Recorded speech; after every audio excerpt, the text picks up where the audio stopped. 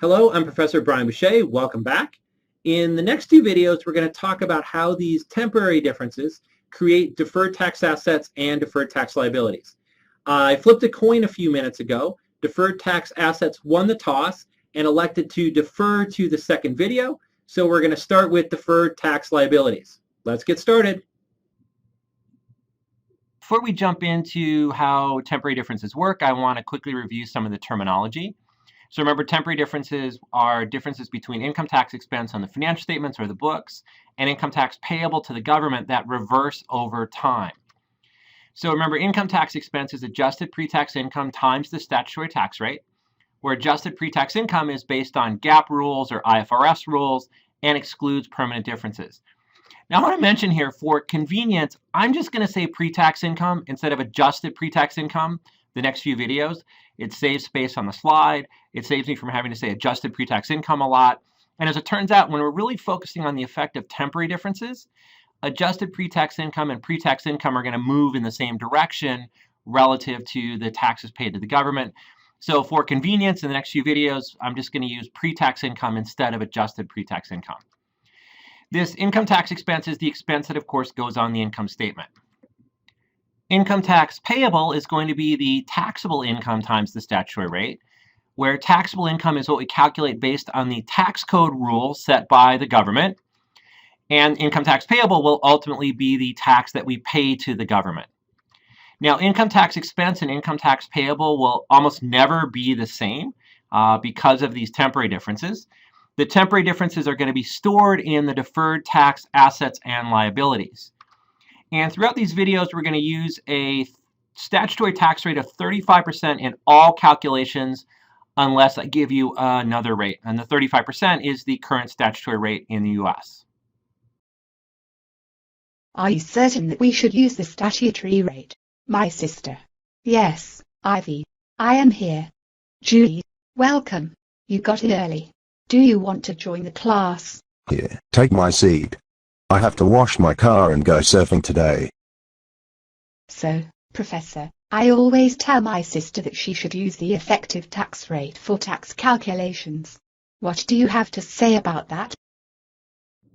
Hey, it's nice to finally meet you. Nice to put a face to the name. We've been hearing a lot about you through the course, and I'm really happy to have you in class today. So don't take offense by this, but you are completely and totally wrong. No, no, no, no, no. Do not use the effective tax rate to do these calculations. The effective tax rate reflects the impact of permanent differences. When we're talking about temporary differences, we don't want to use a tax rate that's biased by things that have nothing to do with what we're talking about. Always, always, always use the statutory rate for these calculations. And I have friends in Hong Kong, and they've told me that they use the statutory rate for the calculations in Hong Kong as well. We're going to first take a look at deferred tax liabilities. Deferred tax liabilities arise from temporary differences where initially tax rules require bigger expenses or smaller revenues than GAAP. Now, what we mean by initially is at the start of whatever transaction generates the temporary difference. So for instance, if you buy a new piece of equipment, you're going to depreciate that different for book and tax. And so initially we're talking about the first years of depreciation. Now, in those first years, there are bigger expenses on the tax return.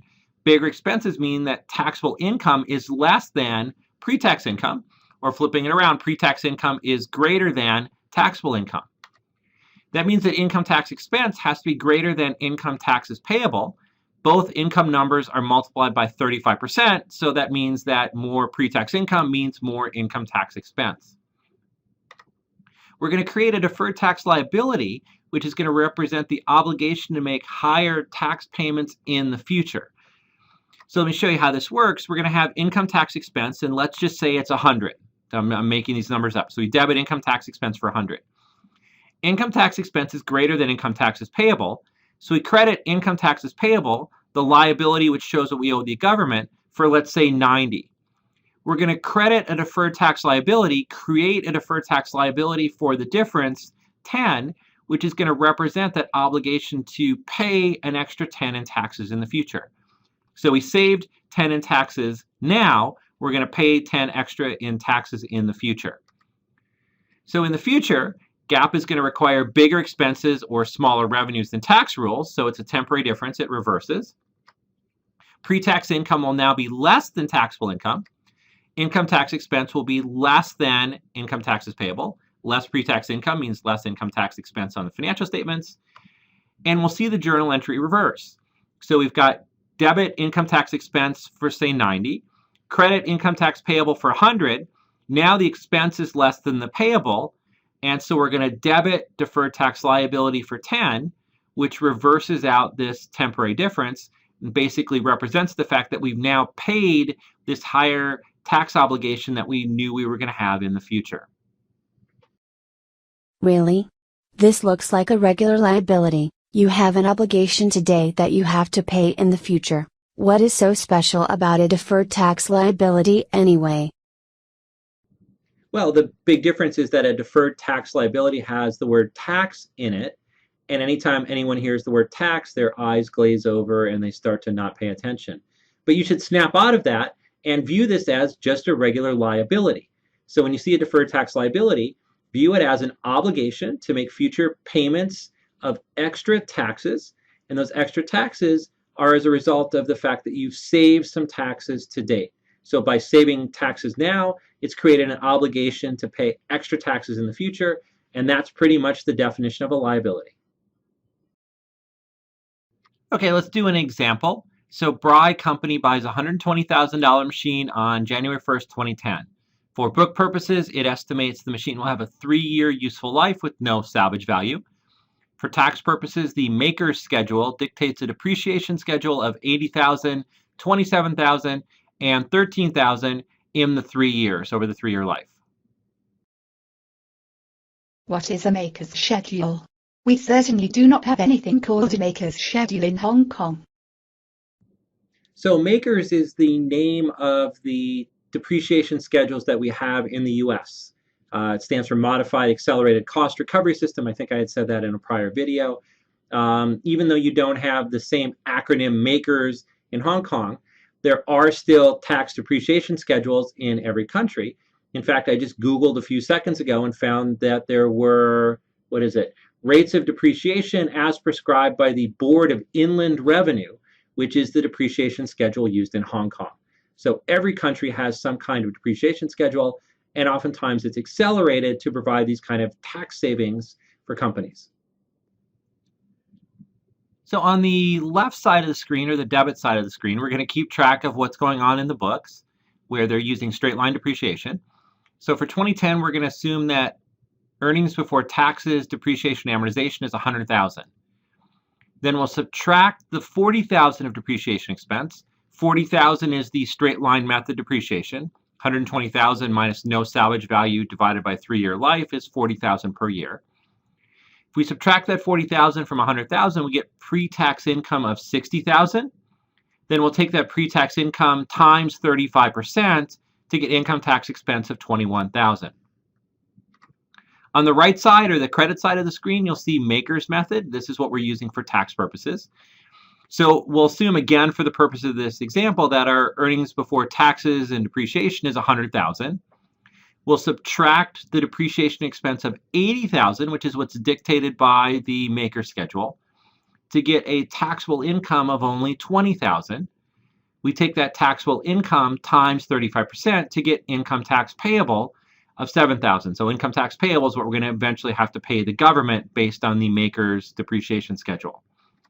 So now I'm going to put up the pause sign and have you try to do the journal entry to record income tax expense, income tax payable, and the difference between the two.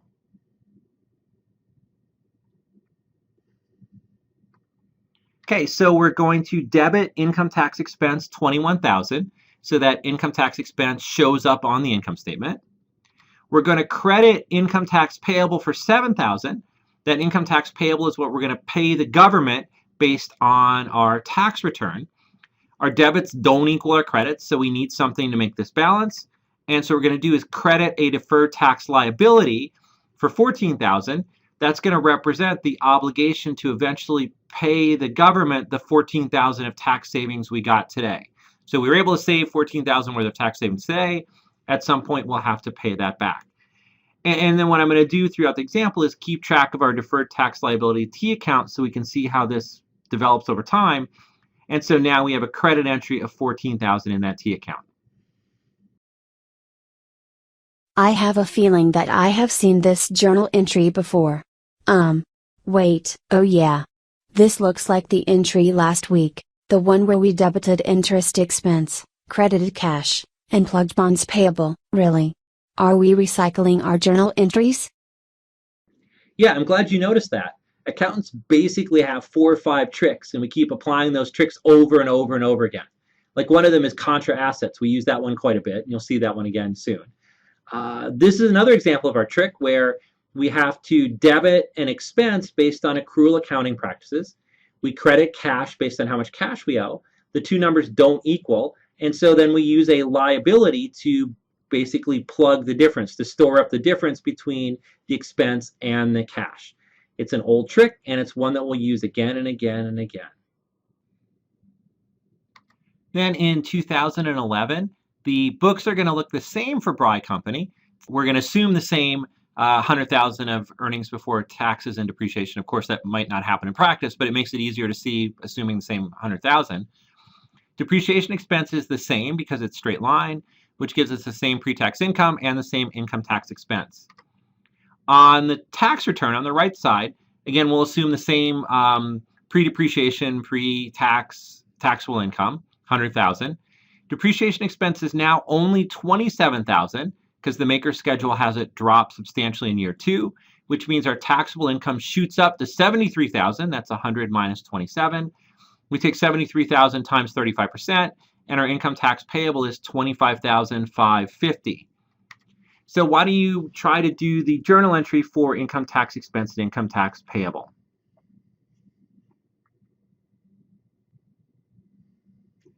Okay, so we're going to debit income tax expense for 21,000. That goes on the income statement. We credit income tax payable. We create the liability for what we owe the government of 25,550. Here, our credits are greater than our debits, so we need a debit to deferred tax liability. We reduce the deferred tax liability by 4,550, and so that goes on the debit side. And so what you see here is the temporary differences are starting to reverse. And as the temporary difference is reversed, we reduce the deferred tax liability, so now the balance would be something like 9,450. Then in 2012, for the straight line method, we're going to again assume everything the same earnings before taxes and depreciation, same depreciation expense because it's straight line, gives us the same pre-tax income, times 35% gives us that tax expense of 21,000.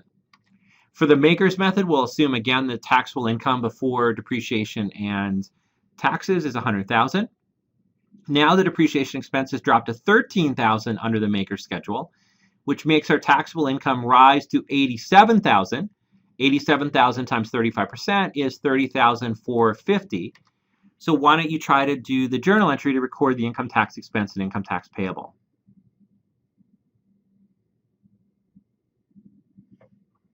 So again, we debit income tax expense for 21,000. That goes on the income statement. We credit income tax payable for the 30,450 that we owe the government. And to make this balance, we need a debit to the deferred tax liability of 9,450, which is the number that zeroes out the deferred tax liability. So by the end of the life of the machine, the temporary difference has fully reversed.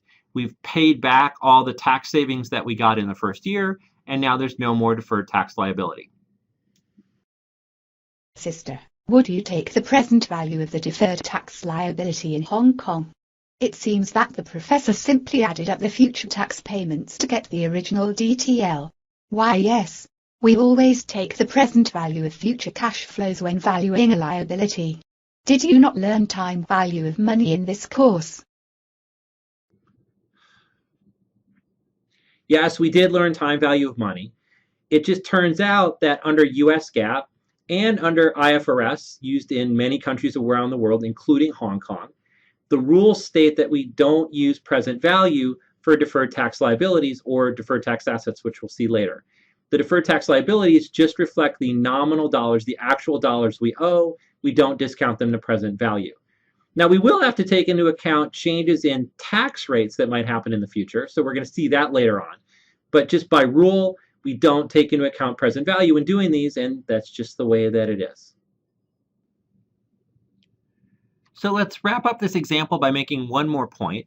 If we add up the depreciation expense and the income tax expense on the books, we had a total of $120,000 of depreciation expense over the 3 years and a total income tax expense of $63,000. Now on the right side, if we add up the depreciation expense and income taxes payable, lo and behold, we get the same totals. So under both tax and books, we recognized $120,000 of depreciation expense over 3 years, and our income tax payable also came out to be $63,000, the same as the income tax expense. This is the classic example of a temporary difference.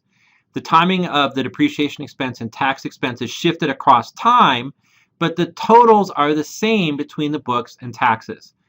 So the difference between tax reporting and financial reporting with temporary differences doesn't mean that you pay more or less tax or have more or less expense.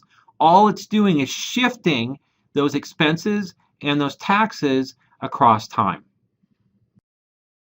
Really? So everything is the same in the end? Why does it matter whether the taxes are paid sooner or later? Well, it matters whether we save taxes today or in the future because of the time value of money, which we just said we ignore for deferred tax liabilities, but which we don't ignore in the real world. You would always rather save $1 of taxes today than save it in the future because, as we've talked about, $1 today is going to be worth more than $1 in the future.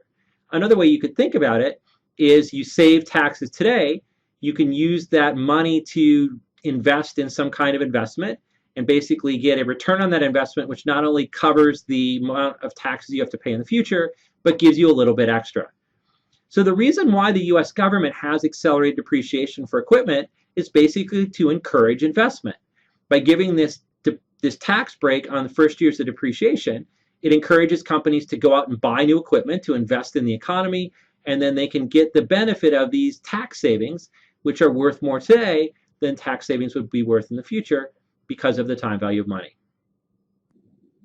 So that wraps up our look at deferred tax liabilities, where we're able to save some taxes today. We have to pay more taxes in the future, but that's a good thing because of the time value of money. In the next video, we'll look at deferred tax assets, which is the opposite situation. Not so good because we pay extra taxes today, which gives us some tax savings in the future. See you then. See you next video.